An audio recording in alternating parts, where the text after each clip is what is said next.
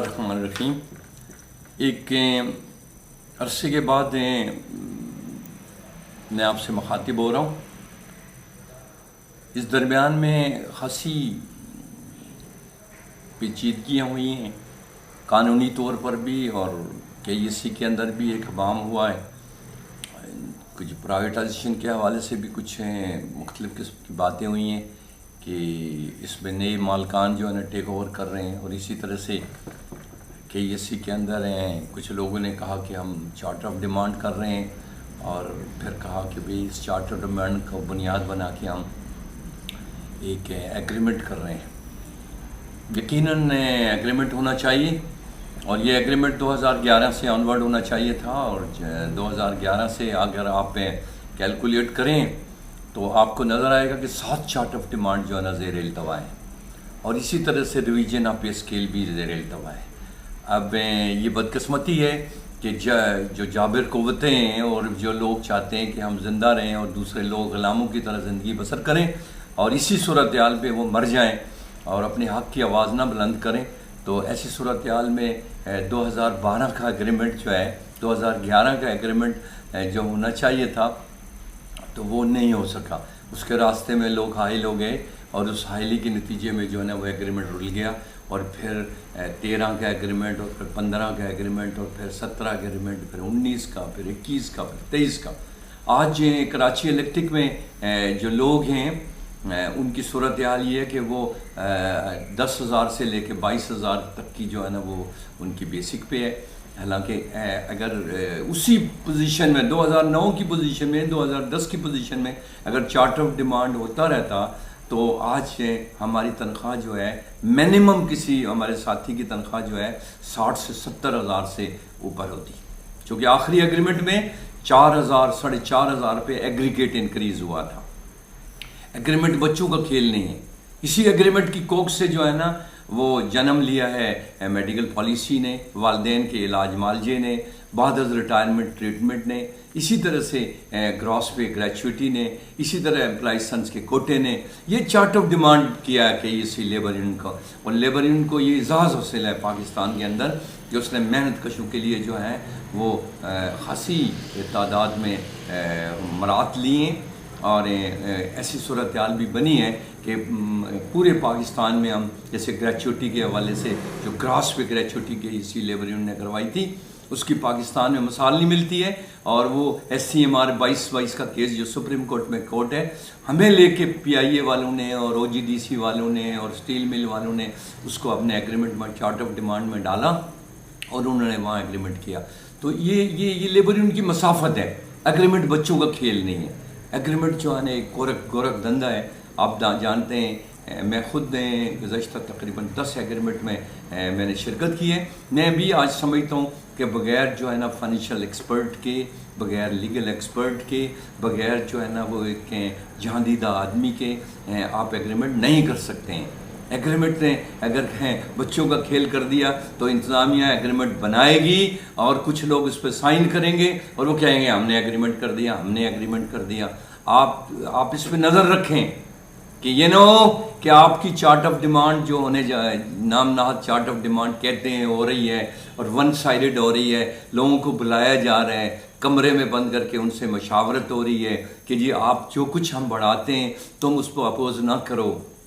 ऐसी सूरत हाल में आपका अगर एग्रीमेंट की आड़ में मेडिकल चला गया, एग्रीमेंट की आड़ में रिवीजन ऑफ पे स्केल चला गया, एग्रीमेंट की आड़ में आपका क्रॉस पे ग्रेचुइटी चली गई, एम्प्लॉइसंस का कोटा चला गया, आपके पास क्या रहेगा? चंद टके जो हैं वो सारी उम्र के लिए जो है ना एहसास नहीं होते हैं। आज आप रिटायर्ड होंगे, आपको मेडिकल मिलेगा, आज ड्यूटी पे आपके वालिदैन का इलाज मालजम मिलेगा। ये सारी सूरत हाल डिमांड करती है कि चार्ट ऑफ डिमांड, पिछली चार्ट ऑफ डिमांड को जो आपके मरात मिली हैं उनको प्रोटेक्शन मिलनी चाहिए, और फिर इसी के साथ जो है ना वो आपको जो आने वाली जो महंगाई है, जो हमने 2009 में चार्ट ऑफ डिमांड किया था 2% महंगाई थी, आज जो मुस्तनद स्टेट बैंक की स्टैटिस्टिक्स हैं उसके मुताबिक 39% महंगाई।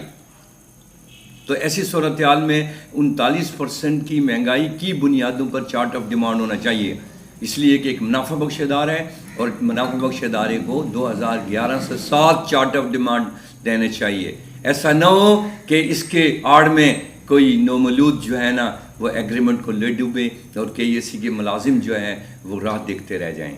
यकीनन लेबर यूनियन हमा वक्त जो है ना गुज़श्ता एक तवील अरसे से, यानी उसके जेल के जाने के दौरानियाँ भी हैं, 4 दफ़ा शाह साहब से लेके आनवाड़ा ये लेबर यूनियन के लोग जेल गए और मेहनत कशों के हुकूक के लिए जेल गए। इसी तरह ये जो प्राइवेटाइजेशन था, इसी तरह से जो फौजी अमरीत के दौर में जो मामलात थे, ये इसमें लेबर यूनियन ने एक मज़ामत की है। उसका मज़ामत का कल्चर है। ये पेट पे पत्थर बांध के स्ट्रगल करने वाले लोग हैं, जदोजहद पे यकीन रखने वाले लोग। इन्होंने जान दे दी है, उस्मान बलोच ने जान दे दी लेकिन उफ नहीं किया। इसी तरह हाजी शहजाद ने जान दे दी, उफ नहीं किया। इसी तरह से एक तवील कतार है जिन लोगों ने पे दर पे अपनी मौत से हमकनार हो गए, लेकिन उन्होंने नाम नाहद कॉम्प्रोमाइज़ नहीं किया। इस कॉम्प्रोमाइज़ के नतीजे में, इस झूठ और माफ़ीनामे के नतीजे में ये जाते हैं और कहते हैं जी माफ़ी चाहते हैं जी।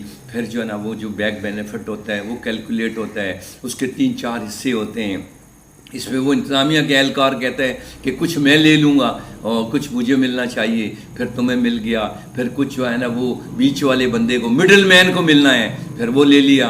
फिर वो जो बचा खुचा जो है ना जो हड्डियाँ शड्डियाँ वो मुलाजिम ले के खुश हो जाता है। चूँकि बेसिकली हम लोग कमज़ोर हैं, हमारी माशी ज़िंदगी भी कमज़ोर है। ये बदकिस्मती है कि हम उसूलों पे कॉम्प्रोमाइज़ करते हैं, और जो लोग जो कौमें उसूलों पे कॉम्प्रोमाइज़ करती हैं वो कभी सुरखरू नहीं होती। आज पाकिस्तान के अंदर जो बेचारगी है, जो कसम पुरसी है, उसके ज़िम्मेदार हम खुद हैं। हमने ये लेपालिक लोग ट्रेड यूनियन में पाले हैं, स्टूडेंट यूनियन में पाले हैं। हमने ये लेपालिक लोग पॉलिटिकल पार्टीज़ में पाले हुए हैं। वो कॉम्प्रोमाइज़ करते हैं, वो मसरत से काम लेते हैं, वो उसूलों को फरामोश करते हैं। उसका रिज़ल्ट पर क्या निकलता है? उसका रिज़ल्ट ये निकलता है कि पूरी दुनिया में आप झूठे डिक्लेयर हो गए, पूरी दुनिया में आप नाइंसाफ डिक्लेयर हो गए, पूरी दुनिया में आप जो है ना चोर डिक्लेयर हुए। आपकी रेपुटेशन, आप किसी मैं हज पर गया था तो मैंने देखा कि हमारा बैग अलग से चेक होता है। हमारी रेपुटेशन का ये आलम है कि हम दुनिया में झूठे हैं, फ्रॉडी हैं दुनिया में। और उसकी बुनियादी वजह है कि हम उसूलों को फरामोश करते हैं, कॉम्प्रोमाइज़ करते हैं। ट्रेड यूनियन भी आज पाकिस्तान में तहलील हो गई है, उसकी बुनियादी जिम्मेदार हम खुद हैं। यहाँ लोग पेट भरते हैं, अपना घर भरते हैं, अपने बच्चों को रोटी खिलाते हैं और उसूलों को फरामोश कर देते हैं। और आज पाकिस्तान के अंदर बड़े बड़े इदारे, PIA तहलील होने जा रहे हैं, OGDC तहलील होने जा रहे हैं, पाकिस्तान स्टील का वजूद ख़त्म होने जा रहे हैं। वहाँ लोगों को 6-6 महीने से तनख्वाह नहीं मिल रही है। जहाँ 42,000 मुलाजिम थे, आज वहाँ 3600 मुलाजिम है। ये सारी सूरत हाल क्यों हो गई है? इसका कौन जिम्मेदार है? इसके ज़िम्मेदार टॉप भी है और बॉटम भी है। हम कह देंगे जी सब जिम्मेदार दूसरे लोग हैं, ऐसा नहीं है। हम भी जिम्मेदार हैं। कराची इलेक्ट्रिक में ये मैनेजमेंट जो है, ये जो जिनकी ये गर्विदा है, जिनकी ये जो है मरात याफ्ता लोग हैं, इनको टैरिफ भी मिला है, इनका प्रॉफिट भी मिला है, और यहाँ से बंदे लेके उन्होंने एग्रीमेंट के रास्ते में हाइल हो गए हैं। हमने स्ट्राइक नोटिस दी है। ये एजाज़ भी लेबर यूनियन का हासिल है कि लेबर यूनियन ने स्ट्राइक नोटिस दी है। जो कॉन्स्टिट्यूशन पिटीशन 885 किसने डाली है? मैं चाहता हूँ कि हमारा साथी जो है उसको डिस्प्ले करे ताकि पता चले कि ये चार्ट ऑफ डिमांड किसने रुकवाया हुआ है। हमारे किसी ट्रेड यूनियन के लिए तुर्रा इम्तियाज था। हम जीते, लेकिन हमारा रास्ता रोक दिया गया। ये किसने रोका? ये इसके लिए कोई इसराइल से कोई नहीं आया था, इसके लिए जो है ना अंदर से लोग आए थे। ये वो लोग हैं जो इंतज़ामिया के पास जाते हैं, सर झुकाते हैं, यस सर करते हैं, और इनके पास जो है ना वहाँ से मराहत लेते हैं। और फिर एक तरफ वो लोग हैं जो पेट पे पत्थर बांधे हुए हैं। आज KEC का मुलाजिम जो है वो जिन हालात में जिंदा है वो भीख मांगने के काबिल हो रहे हैं। मुझे साथी मिलते हैं, तुम्हारी कितनी तनख्वाह है? मेरी तनख्वाह जी 12,000 रुपये बुनियादी तनख्वाह है जी। मेरे को जो है ना अलाउंसेस मिला के 20,000 बनते हैं। मैं किराए के मकान में रहता हूँ, मेरे जो है ना बच्चे हैं, मेरे माँ बाप हैं, मेरा त्यौहार है, मैं घर का सामान बेच के गुजारा कर रहा हूँ। ये किसका कौन जिम्मेदार है? इसमें एक डिबेट होना चाहिए, एक तज्जिया होना चाहिए। अगर हम इसके जिम्मेदार हैं तो मैं समझता हूँ कि हमें कोई हक हासिल नहीं है कि हम ट्रेड यूनियन का नाम लेके आपके सामने आए। ये रेफरेंडम के रास्ते में हाइल हो जाते हैं कि इसी के अंदर कुछ ग्रुप हैं जो पेड एजेंट हैं, जो पॉकेट यूनियंस हैं, वो उनका वजूद एक तवील अरसे से तहलील हो गया है। और वो आज भी जो है ना चार्ट ऑफ डिमांड की उसकी जब मीटिंग होती है रेफरेंडम की, तो वो अगली सब में खड़े हो जाते हैं, वो अपना राय देते हैं, वो अपनी जो है ना अपनी वजूद को जो है ना वो तस्लीम करवाते हैं। ये कानून किसी कम भी है, और मैं समझता हूँ कि पर इंतजामिया भी ऐसे लोगों को पाल के रखती है। ये वक्त आ गया कि सूरत हाल बिल्कुल डेड एंड पे चली गई है, बिल्कुल आखिरी कोना आ गया है। मैं समझता हूँ कि ये जिस तरह से KEC के शेयर्स जो हैं वो बरमूदा में हैं। किस जालिम ने 2005 में कराची इलेक्ट्रिक, जो पाकिस्तान का सबसे अहम इदारा है और सबसे अहम शहर की जो है ना वो शहर है, उसके शेयर्स किसने बरमूदा आइलैंड में डालें? ये बरमूदा आइलैंड वो जगह है जो दुनिया का आखिरी कोना है, और मैं समझता हूँ कि इसी आखिरी कोने में फैसला होगा, और इसी आखिरी कोने की बुनियाद पर जो है ना हम भी और वो भी इंशाल्लाह आमने सामने होंगे, और ये मसाफत जो है ना वो सिमट के इंशाल्लाह महदूद हो रही है। मैं समझता हूँ कि लोग जो हैं वो खौफ के मारे हैं, खौफ हैं अल्लाह का होना चाहिए। हमारे साथी अजीम लोग हैं, वो कुर्बानी की मसाफत से गुजरें, उनको अगर बहाल किया जाता है तो उनको शमालन और जनूबन भेज दिया जाता है। मैं उनको वही लोग उम्मीद हैं, वही लोग इस कठन में, इस बुराई में उम्मीद की शमा जलाए हुए हैं, और वो वक्त के जो है ना ज़ालिम में उनके सामने खड़े। लेकिन वक्त का नमरूद हो, शद्दाद हो, वक्त का जो है ना ज़ालिम हो, वो कभी हमेशा नहीं रहता, एक वक्त में उसको गिर जाना होता है। और मेरा ख्याल है कि इस बड़े बुत के गिरने का वक्त आ गया है। मैं इस उम्मीद के साथ आप दुआ करें, हम कानूनी मसाफत भी लिए हुए हैं, हम जो है ना अदालती मामलात भी हम लेके डील कर रहे हैं। हमारा जो यूनियन का मामला है, जिसको बैकडोर से जो है ना वो पैसे की बुनियादों पर, और जिस बंदे ने उसमें पैसे में लेन देन की है, वो भी हमारा हिट टारगेट है, हम जानते हैं। लेकिन हम वक्त का इंतज़ार कर रहे हैं। हम समझते हैं कि अगर ये सूरत हाल जो है ना वो किसी मंतकी अंजाम तक पहुँचेगी तो इंशाल्लाह दूध और पानी अलग हो जाएगा। मैं इसी पे आपसे इजाज़त चाहता हूँ, इस उम्मीद के साथ कि आप साबित कदम रहेंगे।